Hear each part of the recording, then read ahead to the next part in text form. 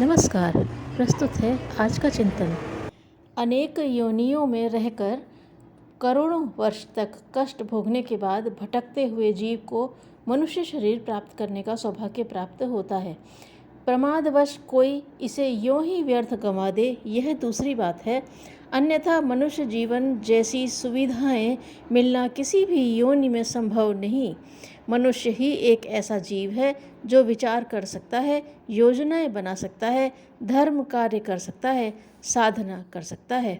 ये विशेषताएं, ये श्रेष्ठ उपलब्धियां इस बात की ओर संकेत करती हैं कि मनुष्य जीवन प्राप्त हो जाना कोई साधारण बात नहीं है।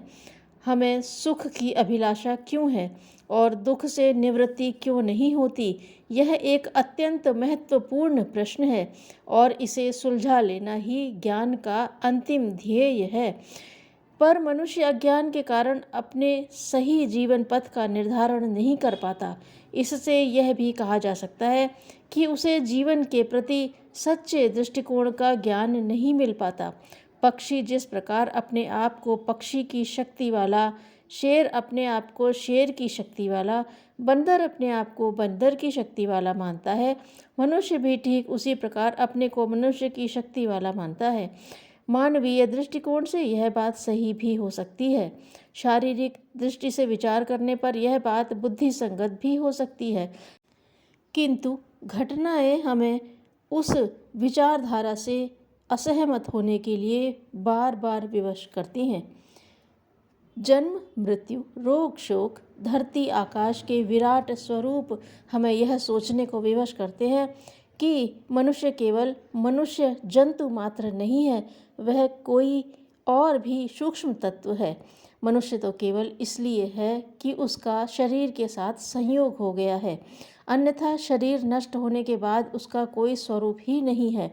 अपने प्रति दृष्टिकोण के संबंध में यही हमारा अज्ञान है, अर्थात हम अपने मूल स्वरूप को नहीं समझ पाते। इसलिए ऐसे कार्य हमसे होते हैं जो हमें बार बार दुख बंधनों में बांधते और विभिन्न योनियों में भ्रमण कराते रहते हैं।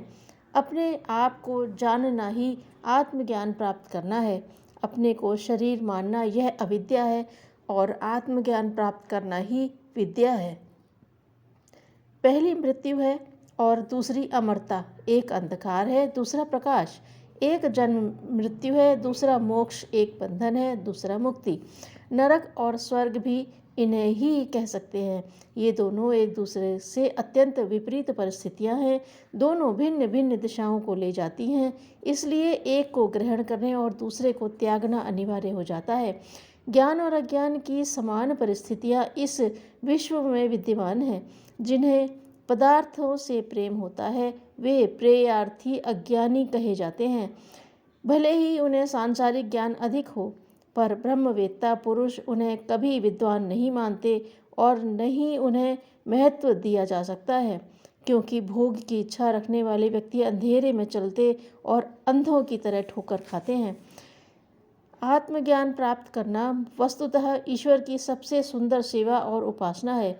हमारे पूर्वज कहते हैं, परमात्मा बड़ा मंगलकारक है, उसकी दृष्टि भी बड़ी मंगलमय है। यहाँ कष्ट और दुख की कोई बात ही नहीं है, पर लोग अज्ञानवश कष्ट भोगते और परमात्मा को दोषी ठहराते हैं। इसलिए इन मूढ़ जनों से आत्मज्ञानी ही श्रेष्ठ है, जो परमात्मा की कलाकृति का अपने गुण, कर्म और स्वभाव के द्वारा अनुमोदन करता है।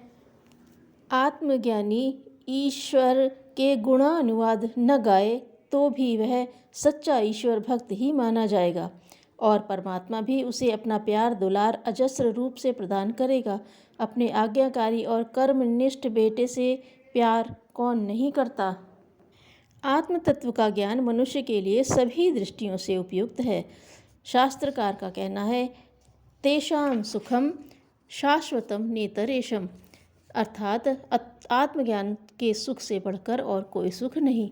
यद्यपि यह आत्मा जीव रूप से हृदय में ही अवस्थित है तो भी वह अति सूक्ष्म है और सहज ही ज्ञान में नहीं आता।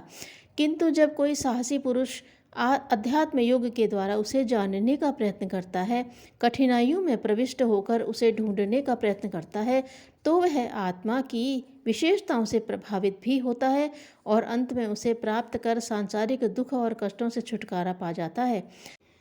ये लाभ आज के लोगों की दृष्टि से संभव है, कुछ छोटे लगे, पर इनके आगे सांसारिक भोग बिल्कुल फीके और नीरस लगते हैं। यद्यपि वह इनसे वंचित भी नहीं रहता, अर्थात उसे सांसारिक सुख संपदाओं की भी किसी तरह की कमी नहीं होती। स्वर्ग और मुक्ति का लाभ प्राप्त कर लेने पर लौकिक सुख तो दास दासियों की तरह मनुष्य को अनायास ही प्राप्त हो जाते हैं। यमाचार्य ने शिष्य नचिकेता को आत्मज्ञान के द्वारा ब्रह्म विद्या का अधिकारी बना दिया था। वह नचिकेता राज सुखों से भी वंचित नहीं रहा। मूल प्रश्न श्रद्धा और विश्वास का है। मनुष्य के अंतःकरण में जिज्ञासा पैदा होनी चाहिए। ज्ञान की, आत्मा के रहस्य जानने की तीव्र आकांक्षा ही इसका मूल आधार है। भगवान बुद्ध के अंतःकरण में यह जिज्ञासा इतने प्रबल रूप में प्रकट हुई थी कि हर दृश्य, हर समस्या उनके लिए और अधिक चिंतन का आधार होती थी। हर बात के साथ ऐसा क्यों हुआ का प्रश्न जुड़ा रहता था। अपने आप के संबंध में, जीवन, मृत्यु, ईश्वर और इस विकट जगत के रहस्य जानने के लिए उनके हृदय में तीव्र अकुलाहट रहती थी। यद्यपि उन्हें वैभव विलास की कुछ भी कमी न थी, तो भी वे इस प्रश्न का औचित्य सबके लिए एक समान देखते थे। अपने लिए भी उन्होंने यही देखा कि वैभव विलास में बड़ा होने पर भी मूलभूत समस्याएं मेरे साथ भी वैसी ही हैं। यह धन और राज सिंहासन न तो मेरे शारीरिक सौंदर्य की रक्षा कर सकता है और न जरा मृत्यु से बचा सकता है, तो उसका महत्व ही क्या रहा। मैं अपने आप की रक्षा नहीं कर सकता, तो फिर अपना शारीरिक महत्व ही क्या रहा। बस इसी उधेड़बुन आत्मज्ञान की तीव्र आकांक्षा ने उन्हें तप करने के लिए आकर्षित किया। बुद्ध इस महान आध्यात्मिक आवश्यकता की सर्वोपरिता को न अनुभव करते तो उन्हें वे विभूतियाँ प्राप्त न होती जिनके आधार पर वे सामान्य श्रेणी के व्यक्तियों से ऊंचे उठकर भगवान बन गए हैं। आत्म तत्व निश्चय ही बहुत विशद है। विद्वान व्यक्ति इस परम गोपनीय तत्व को प्राप्त कर अपनी मुक्ति के भागी तो बनते ही हैं, साथ ही वे हजारों औरों को आत्मकल्याण के मार्ग पर अग्रसर करने में भी समर्थ होते हैं। बालक अब्राहम लिंकन को महापुरुषों के जीवन चरित्र पढ़ने का बहुत शौक था। गरीबी के कारण पुस्तकें खरीद तो नहीं सकते थे, पर जहाँ तहाँ से मांग कर लाते, पढ़ते, लौटाते और अपनी जिज्ञासाओं का समाधान करते थे। एक बार वे 10 मील चलकर एक पुस्तक मांग कर लाए। रात को वर्षा हुई, छत टपकी और पुस्तक भीग गई। सुरक्षित लौटाने की शर्त कैसे निभेगी? लेकिन लिंकन इस चिंता में डूबे जा रहे थे। नियत समय पर लौटाने पहुँचे, पर साथ ही उसके खराब होने की बात भी कही। झंझट का फैसला यह हुआ कि लिंकन उस सज्जन के यहाँ इतने दिन मजदूरी करें जितने में नई पुस्तक खरीदने जितना पैसा चुक जाए। लिंकन खुशी खुशी तैयार हो गए और पैसा चुकाकर वापस लौटे।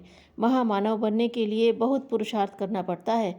जो पुरुषार्थी होता है वही एक दिन संसार का प्रेरणा स्रोत बन जाता है। जिन्होंने सफलताएं प्राप्त की हैं उन्होंने सपने कम देखे और प्रयत्न अधिक किए हैं। धन्यवाद।